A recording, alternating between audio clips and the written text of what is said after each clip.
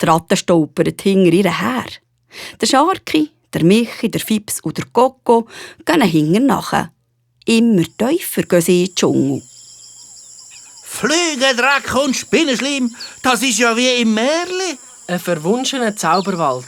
Oder ein verzauberter Wunschwald. Schaut mal, dort oben, eine grüne Fledermaus. Und dort eine silbrige Eidechse. Und der komische Vogel da vorne.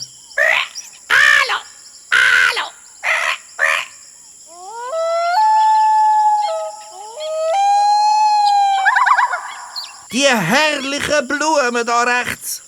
Die ist wunderschön. Aber Achtung, das ist eine fleischfressende Pflanze. Wenn man sie anlenkt, schnappt sie zu. Fleischfressende? Beim Klabautermann frisst die auch Ratten. Nein, keine Angst. Du bist ihr ein bisschen zu gross. Sie frisst nur Insekten. Und ab und zu einen Baumfrosch. Da bin ich aber beruhigt. Aber lauf keinen Fall meine Pfoten los. Sicher ist sicher. Versprochen. Achtung, dort links. Das ist Treibsand. Was ist Treibsand? Das ist ganz feiner Sand vermischt mit Wasser. Genau. Wenn ihr in Treibsand geratet, sinkt ihr ein und kommt nicht mehr raus. Passt also gut auf. Da vorne ist eine Lichtung. Und da sind ganz viele Holzhütten. Das ist mein Dorf. Es heisst Wamuba. Wamuba, ein schöner Name. Wamuba bedeutet Paradies.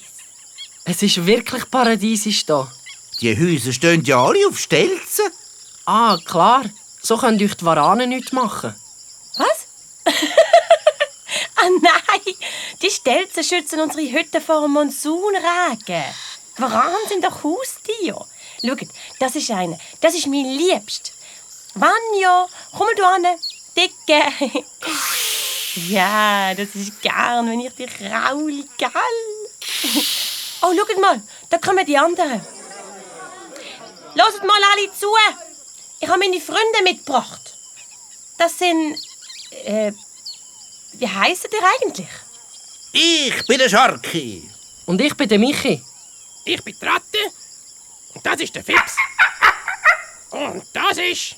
Der Coco. Ich bin der Nubu. Ich bin das Dorfoberhaupt und Nu ist meine Tochter.